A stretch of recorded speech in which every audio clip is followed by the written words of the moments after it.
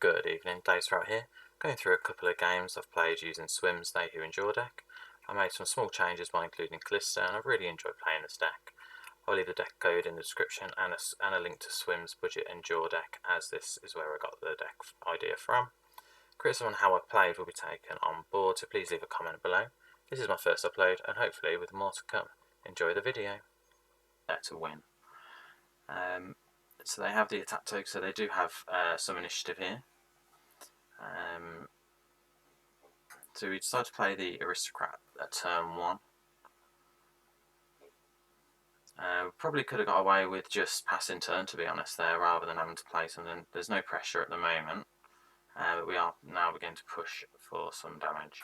So we then play Elise with the Aristocrat. I think we do attack here because there is now nothing to block us basically at the moment. So they do play a Vile Feast. I think this is just to help deal with the spider when it comes up. We'll make the attack here as normal. I think it's just sort of it plays itself out a little bit here. They're waiting to get to the end game really, so they can play Karina, turn 9, or Ledoros, try and reduce HP down as quickly as possible, and then into Karina.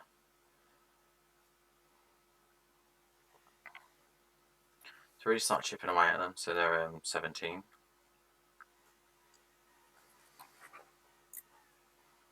We do draw the Neverglade here, which can be really good for us, so it just helps to bring some, prevent some damage really. So when we do our units die, we drain from their nexus, which is really nice. So we deal 1.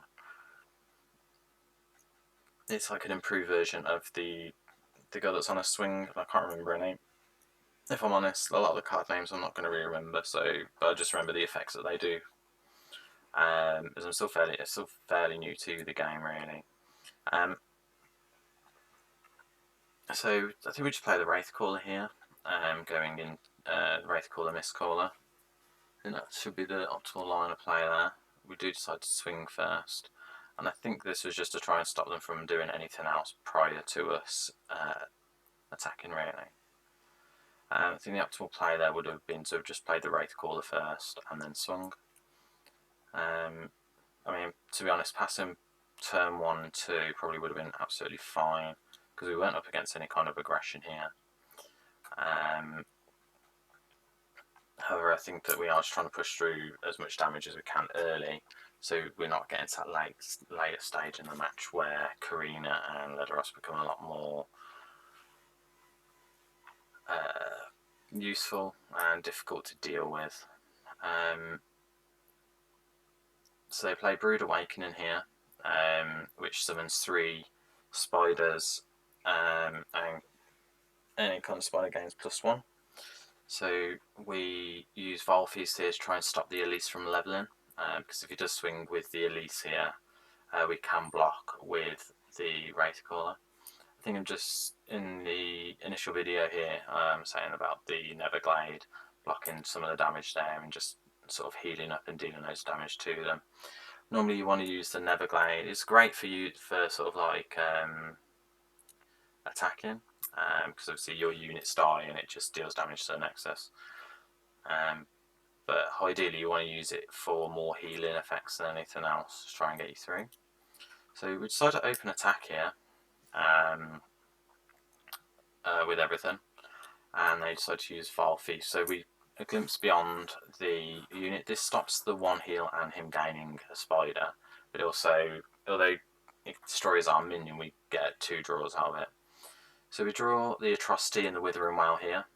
These are great pickups. So the Atrocity is more late game, so it's not too bad here, but just have it in hand makes it really good, especially when we end up going getting the They Who Endure, because that's the combo that we want, is the Atrocity They Who Endure. We want a big They Who Endure and just kill off their nexus. The Withering Wail just help us to keep our health total a bit higher. So we play the Neverglade here, and they play Elise's effect, which now it's the end of their turn. We get the nice effect of Elise here, and she levels up. So what this does is she becomes a 4/3, but she's gaining an extra 1 here because of the Brood Awakening from previously. And it allows her to drag all of her, like her spiders can then sort of pull you in, they can challenge anything that you want into, favourable trades. So then we decide to Wither and Wail here. I think that's the optimal play there. We lose 2 minions. We lose 3. I think the Wither and Wail is fine. I think it's just to deal with the Elise, as she's now threatening the Neverglade. The Neverglade is something we do want to hold on to.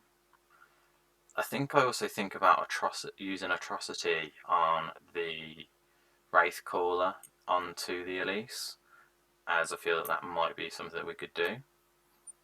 If I remember rightly, I remember sitting there saying, is this what we're doing, using Atrocity to kill off the Elise? Yeah, and that is literally what I'm doing. So it's a question whether that would actually be a good play or not.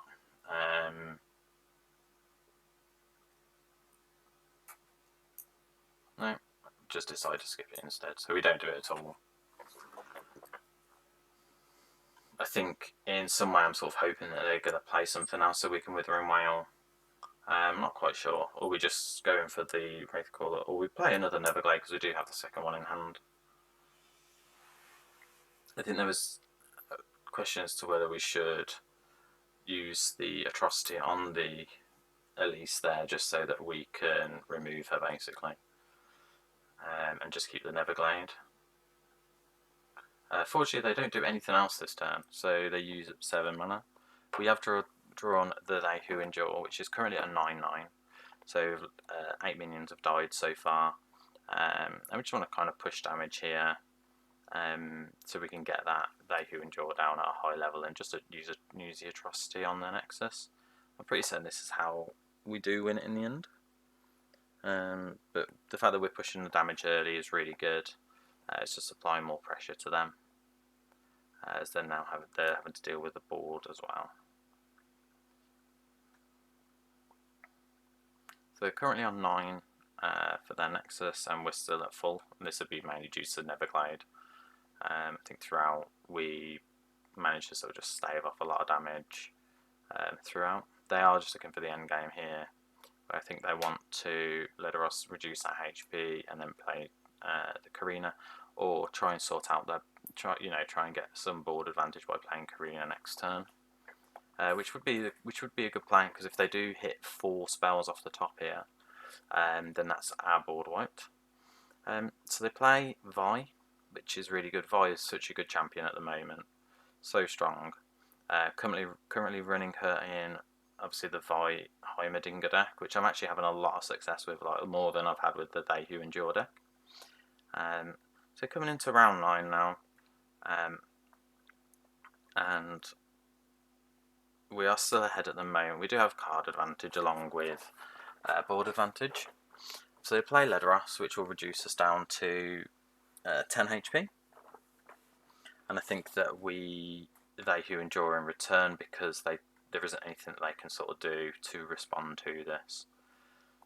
So they're going with the attack with the Vi, and she uses Vi's sort of Vault Breaker. We drop the good old GG.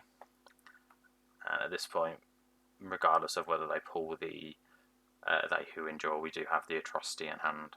So from there, we just drop that on face and it's game.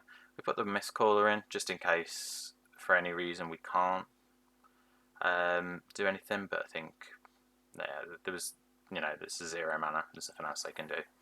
So that was game 1. That's right.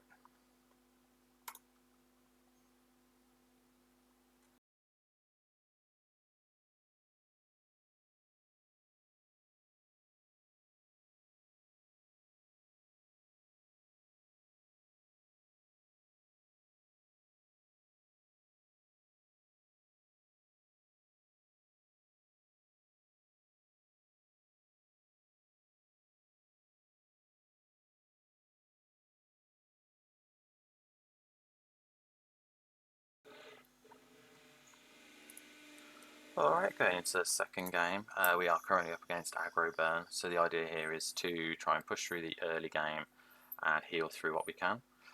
So we mulligan the Atrocity here, and we gain a Withering Wail, which is fantastic, as it allows us to heal through what we can there. So we've got Elise, Sentry, and the Aristocrat, just to help deal with some of the board when it comes down.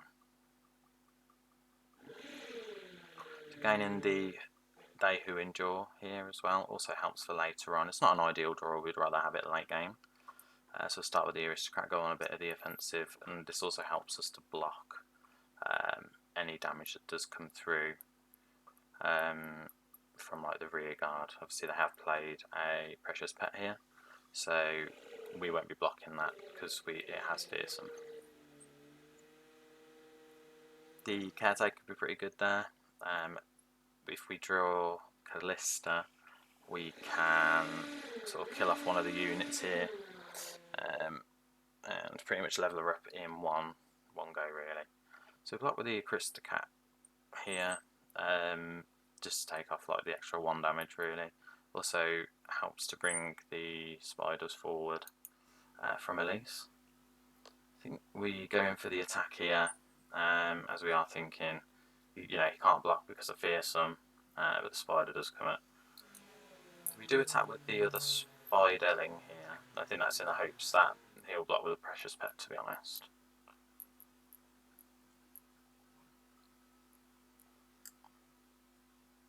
Okay, so we do get a bit more damage through.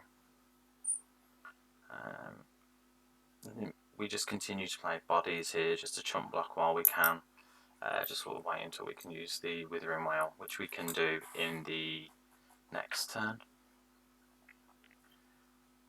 So they've built up quite a board as well. We've got 2 guys on there that when they attack they deal damage to the Nexus, one being that it's going to deal 2 to the Nexus and the other one that's going to deal 1. It's not ideal, but we do want to get rid of them as quickly as possible.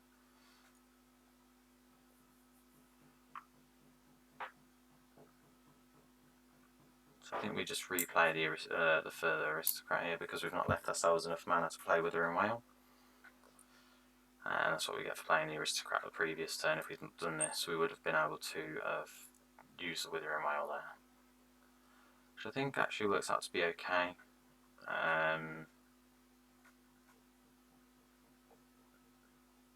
So we do block quite a bit of this. HP does go down to 10 at the end of this turn, and the Withering Wail should help bring it forward, or bring us back up. So they use the Feather of Battle just to deal with the Elise, which is good by them, but we are beginning to gain a bit of a card advantage. We just need to try and heal up a bit. So we draw the Wraithcaller here, because we've removed pretty much most of their board. If we play Withering Wail here, it just plays onto the unit where if it takes damage and survives, it deals 2 damage to the Nexus, so playing the Wraithcaller here is better. I think we attack with the Wraithcaller and Mistcaller, because you can't block with the the Mistcaller, where it can block the Wraithcaller.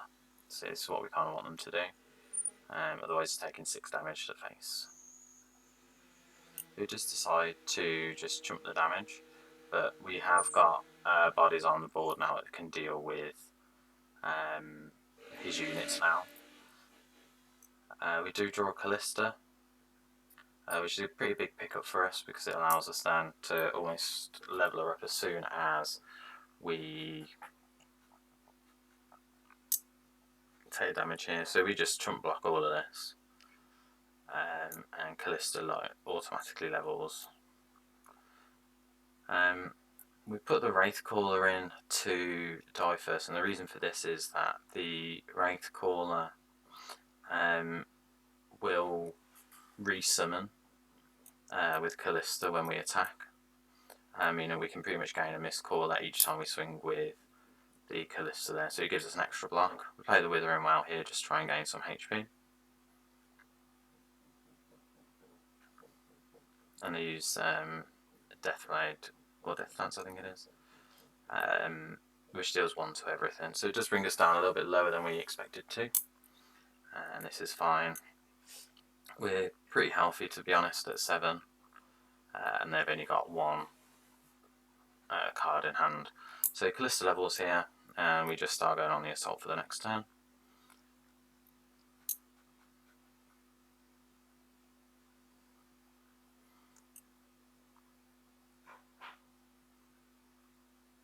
So we just swing with the Kalista here just to stop the guy that he is swinging with, or blocking with, sorry, from gaining any additional cards. Because if we swing with the spiders, he could go down to 2, and then that will be, he'll gain something in hand. So we don't want to give him value where we don't need to. So he plays a card that deal 1 damage to a forward and deal 2 to the enemy nexus. This gains him a card in hand, and we just pass it. Okay, and he plays a further card which deals 1 damage to all units, all friendly units, which can be a really, really good combo. With this, we play the Skitterer to try and reduce any incoming damage. We're kind of just waiting on either an atrocity or just another swing turn, to be honest, so that we can close the game out. He further plays the character that deals damage to all, just getting value into hand really. He's sort of digging around because he wants to get hold of like units that can deal more damage, or he just try and deal more damage to the Nexus really, so that he can try and win the game out.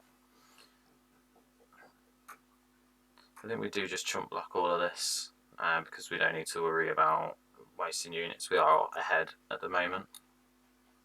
This is really good for us.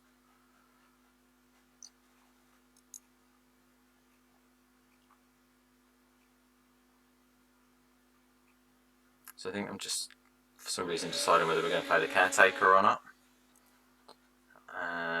Which I don't think that we do. It's pretty pointless to do so.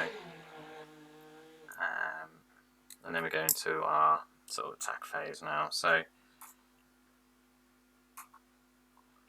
yeah, we just attack with everything here. Because you can only block 2 of them. And he's only got 1 HP, so game pretty much closes itself out. It's pretty self-explanatory from here, I think.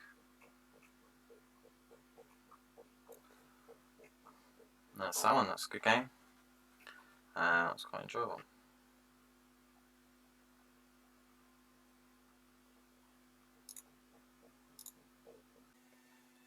So thank you for watching. Don't forget to like, comment, subscribe to my channel. Link in the description will be below, and have a good day.